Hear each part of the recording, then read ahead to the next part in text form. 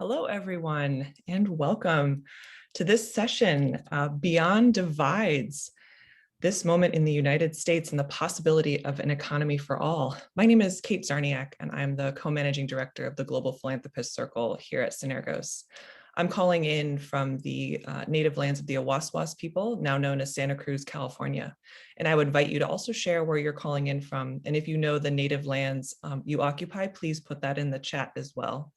So today, in our very short 35-minute session, we are going to dive in on a topic that is on so many of our minds in the United States and affecting all of us: inequality, and specifically how our economy is continuing to exacerbate this divide.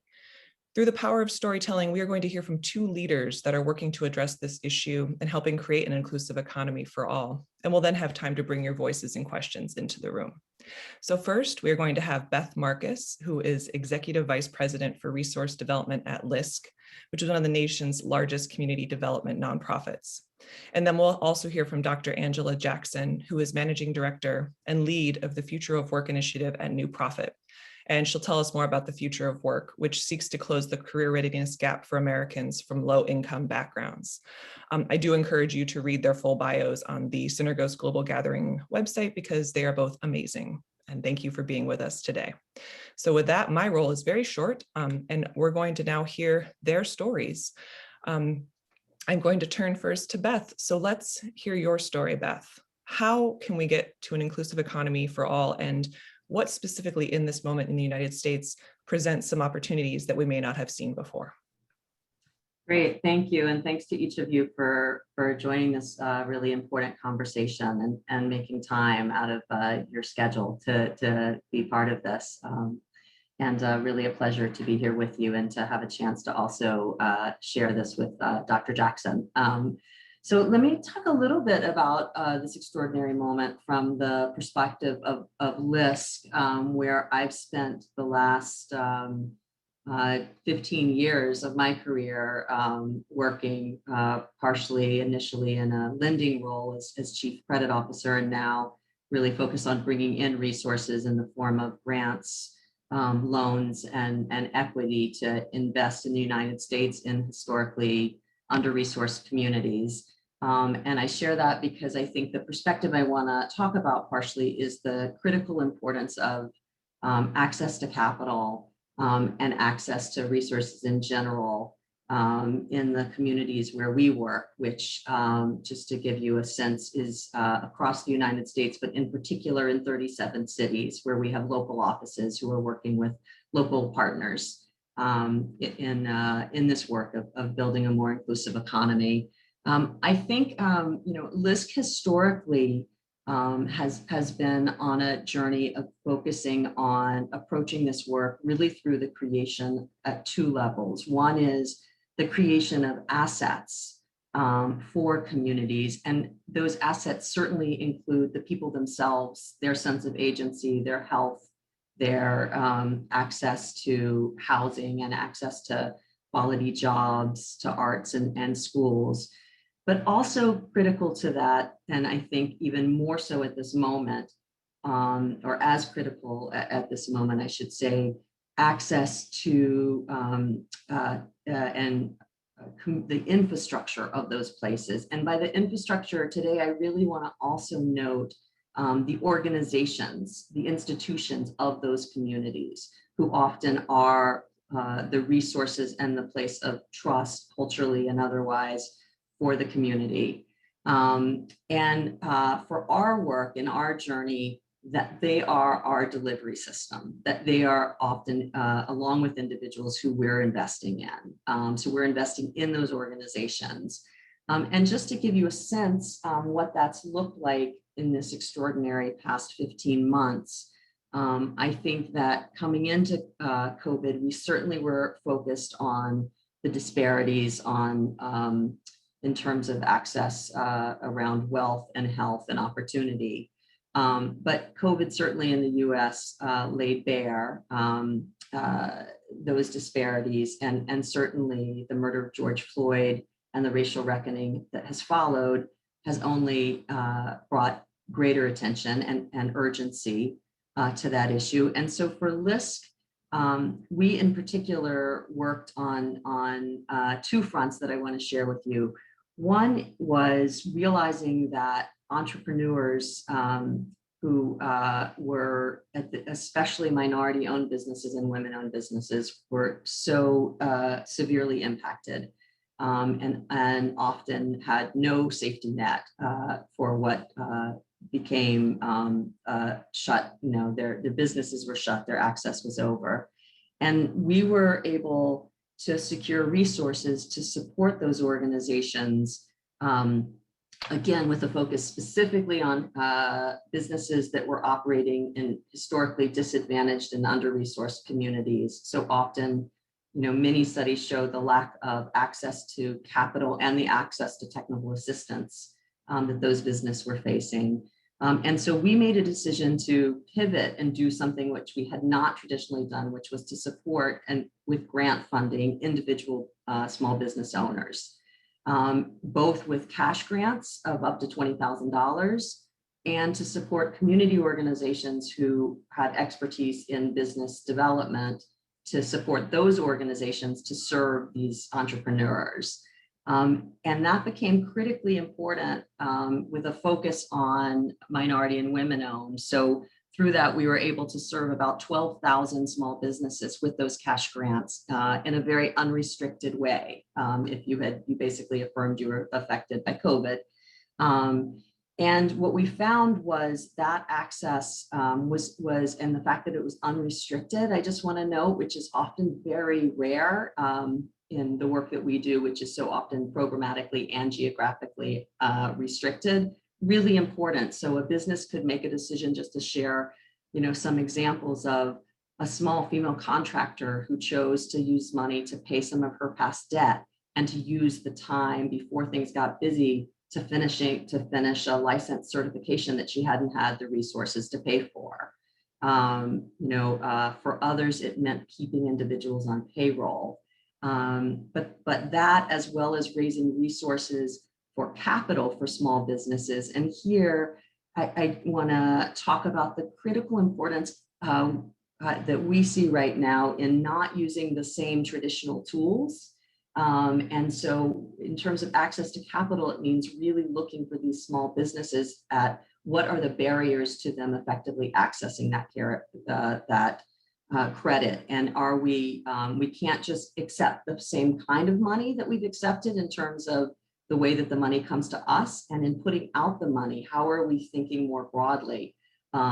Because we know that things like credit scores are influenced often by gender and by race and systemic barriers that have been created to access that capital. So the creativity and the stretching the boundaries and really thinking about risk from a more broad perspective, and de-risk, and making sure that as we think about our own biases, how are those playing out? The other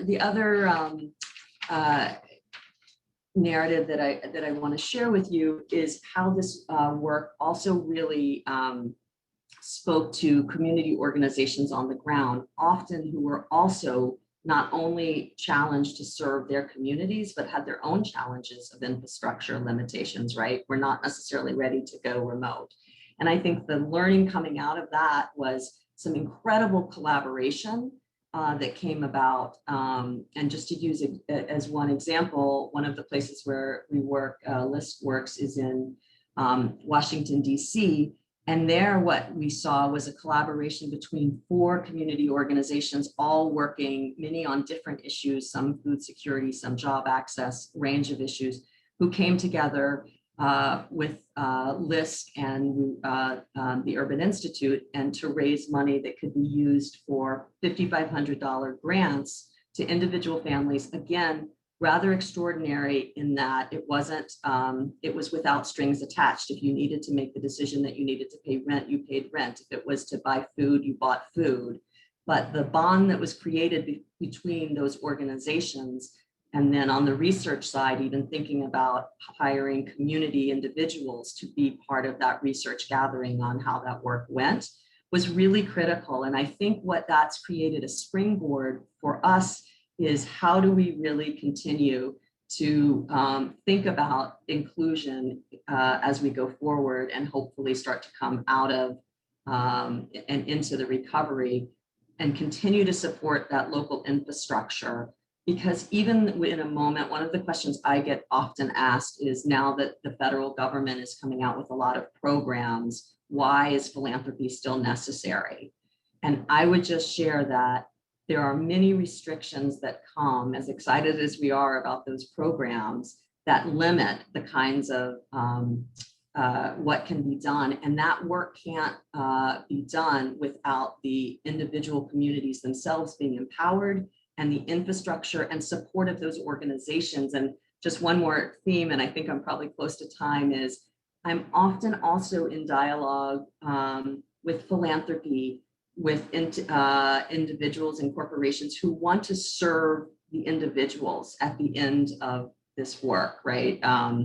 But often who struggle with resourcing the organizations who actually need to be part of that system of delivery of those resources. And one of the important themes, I think even more so today than ever, is that the competency of our community-based partners to do this work, the expertise that they bring in delivering this work, we have to value that as an equity issue. It's not just the equity of the individuals on the ground, it's also understanding the value that those organizations bring, and from our perspective, making sure that they too are resourced in a way that allows them and values what they bring to the table. So I think I'll stop there and look forward to your questions, and really looking forward to Dr. Jackson's remarks. Thank you so much, Beth. I really appreciate that, and especially leaving us with the important note of what philanthropy can play and still should play in this work. So with that, Dr. Jackson, so glad to have you with us, and we'll I am so you glad to have, so glad to have you too. I got past some of my technical issues and I'm ready to go. But before I start, I have to thank you and the entire team for bringing us together today and just creating the space for us to think about our role as philanthropists in building a more collaborative future and an inclusive economy. You know, when I think about my view on an inclusive economy, it was profoundly shaped by my grandparents, Franny and George Lassiter. My grandfather, George, worked at the local Chrysler factory, and my grandmother worked as a certified nurse's assistant. And while they encountered many barriers to formal education, they committed and dedicated their lives to ensuring that I would live a choice-filled life myself in terms of educational opportunities. When I think about my grandparents, they were like millions of working class adults who strive to provide for their families. When we think about my family, and when I think about my family, I think we were lucky because my grandfather had a union job at the Chrysler factory that paid him a living wage. And because he had this stable job, he was able to save money to support my family and to ultimately, send me off to college. And when we look at the landscape today, his story is not the norm when we think about folks who are working at factories and who are not earning living wages. So when I think about an inclusive economy, I'm really thinking about what does it mean to create pathways to family sustaining jobs that are accessible for everyone, that don't require a four-year degree. I'm really thinking about what's the holistic approach of centering workers and their proximate leaders to rethinking our perception around learning. And I'm thinking a lot of what Beth just said. Why is philanthropy still needed in this space? With the work that I'm leading at New Profit, I'm a managing partner for our Future Work initiative. And what I'm really seeing from the field and the initiative that I'm leading with the Future Work Grand Challenge is that we still need philanthropists playing that key role of de-risking innovation and thinking and bringing, I like to say, odd bedfellows together. That unfortunately doesn't happen organically. And what we're seeing is sometimes that power of philanthropy, the incentive of capital, is a real lever that can have people to set the table that people can become around.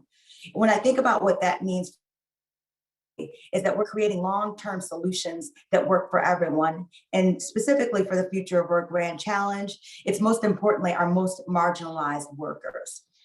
This past year has really forced us to think bigger and to look at solutions in an entirely different light. It's created pathways for, like I mentioned, those unlikely collaborations to join together, to pool our ideas, our resources, and skills to ideally serve a higher purpose. If you look at it this way, 4% of philanthropic dollars in the US go to organizations that are led by people of color. And when you add to that fact that nonprofits in rural parts of the country are underfunded as well, and they're underfunded compared to their urban counterparts. Given this lack of access to startup capital and funding and other resources, what we're really enabling is a society where leaders in rural communities have less influence over their ability to create solutions that work. And I also want to double click on rural. One piece of work that we've been doing at New Profit is to really demystify what rural means. Rural does not mean white. In rural communities, you have working class, white people, Black people, Latinx people. And so we also have to really talk about and be expansive about, when we say rural, who we're talking about and what their needs are. And this is the real importance of listening to people who are on the ground in those communities. I see philanthropists having an opportunity to increase the political power of these underestimated communities, and really thinking about how they move and really charting a new course for America's growth for decades to come. As a country, I really feel like we're at this kind of crossroads where we can build back better, or we can go back to business as usual, which we know was not working for a majority of people. And we knew that when we planned our Future of Work Grand Challenge. Part of our strategy was like, the future of work is so expansive. How do you talk about the future of work and center the people who are really at the margins? So we were very specific in our strategy, looking at research coming out of Brookings and coming out of the Aspen Institute, that we were going to focus the people who are going to be disproportionately impacted by the future of work. And those are along the lines of race and socioeconomic background. And we felt very strongly that if we created solutions for those folks in mind, that ultimately when you're innovating for people at the margins, it's going to help everyone. And so that was really the spirit that launched our Future of Work Grand Challenge.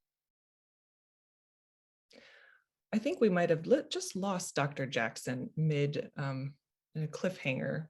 And so I will hope for her to come back in a minute. But if I could invite you then, in the meantime, we actually have a prompt for you and we'll then bring Dr. Jackson back. But would love to hear your comments in the chat of what is the opportunity you see in this moment to create an inclusive economy for all. And you're welcome to share those thoughts in the chat, and we'll have a chance once Dr. Jackson concludes her comments to bring more questions in. She's back. There we go. I think you're still on mute, Dr. Jackson. So you can hear me? We can hear you. Yep. Okay, perfect. We got you. Wonderful. Okay, so I was just going into our Future of Work Grand Challenge, and just wanted to share a bit more about how we thought about organizing that and just being really collaborative in terms of our partners. So we partnered with the X Prize Foundation, MIT Solves. We also partnered with Jobs for the Future on this, and we also had a set of philanthropic partners that I do want to name, because everyone has their individual agendas around workforce development, but what we saw with these partners who came to the table was that they were willing to set aside their agendas and really connect on what the shared value that could be found in this initiative. And so some of the founders were Walmart.org, Strata Education Network, the Annie Casey Foundation. We had employers, corporate foundations like Comcast and JP Morgan Chase Foundation, which came in on this initiative. And really what it took, it was $15 million in total. We needed all of those partners to come to the table to attend to the different parts of the challenge. So one was getting innovators being willing to innovate around workers. That was one, and workers who were living at the margins. The two was this whole idea is that once we got these solutions, we wanted to pilot them in actual systems, right? And we used the workforce board system. And if some of you all know, it's the American Job Centers that are across the country. A lot of folks don't know that they serve 1 in 12 US residents. And so when we think about our engine and we think about how do we reach people at scale for this inclusive economy, we have to go to where they are. You know, I love the technologies that are online, but we still have to remember that there's a digital divide. And so how do we bring technology solutions, innovative financing solutions to people and educate them on these opportunities? The other thing that we're thinking about with the Future of Work Grand Challenge is just really understanding the landscape that's out there and the fact that in addition to income inequalities, there's an information asymmetry. You know, when I talk about the future of work, and I'm talking about workers who are barely making a living wage and many of them who don't, we have to understand they're thinking about how they put food on the table. And so that future of work is just almost theoretical. And so, you know, with New Profit, we really talk about an equitable future of work. We really think about how do we educate all of our stakeholders on this journey. And when we're thinking about centering worker voice, we stood up a worker advisory board that was representative of the US. You know, we got 90 members of the cohort. All of them don't have a 4-year degree, and most of them didn't make a living wage last year. You know, they've been working shoulder to shoulder with us to, one, share their insights. And as Beth says, you know, really acknowledging their expertise of their lived experience. You know, we have lots of, I'm going to use air quotes, quote unquote, experts who are helping us. But I have to tell you what's been most valuable for my own learning and New Profits learning as an organization is hearing the lived experiences of the experts. We compensate them for their time. They get access to the innovations that we've surfaced and that we're funding, and they give us feedback about what works and what doesn't work. Their insights have now been translated into policy recommendations for the Department of Labor. They've also been translated to insights for our co-funders, and it helps inform how our co-funders are actually approaching doing these like worker-centered and I'd say constituent-centered policies. There's so much more that I could go on there, but I would love to just kind of get to the conversation at this point and just think about like solutions that we can lean in. And I'm just excited that we have folks at the table and this whole theme is around collaboration. When we think about building better, as I mentioned, it's going to take radical collaboration. When we think about workers, you know, they don't live in silos in their lives. You know, I was talking to someone earlier this week and they talk about youth. You know, our youth are working learners, right? They may be 18 or even 17, but they're helping to provide for their families. When we think about the entrepreneurs who are at the community level, right? They are caring for families and they're trying to start a business. And they're doing this all, right, on very meager wages. So the more that we can lay bare, make transparent these pathways to financial literacy, health, loans, and access to capital, it's going to make sure that we have a more inclusive economy. So thank you again, and I look forward to the conversation. Thank you so much, Dr. Jackson, and to Beth. And I want to lift up just 2 threads that I heard, and then I would love for folks to raise your hand and please bring questions and thoughts into the room. But I've heard specifically from both of you a strong need to de-risk capital and innovate on the ways that capital is distributed to give people opportunities. Beth, you spoke very strongly to that and the traditional ways that hold up implicit bias and really hold back populations that particularly around race. And Dr. Jackson, the rural-urban divide and going and hearing where people are and not just, again, this framework of centering 4-year degree expertise, but rather the expertise of where people are and what they've lived as another pathway forward. So thank you for those insights, which I know we'll take with us. And with that, I would love to open up the floor for questions. And I will try to capture you if I see you physically raise your hand, but otherwise you can use the tool at the bottom to raise your hand on the bottom of your screen. Tieho, I see your hand up.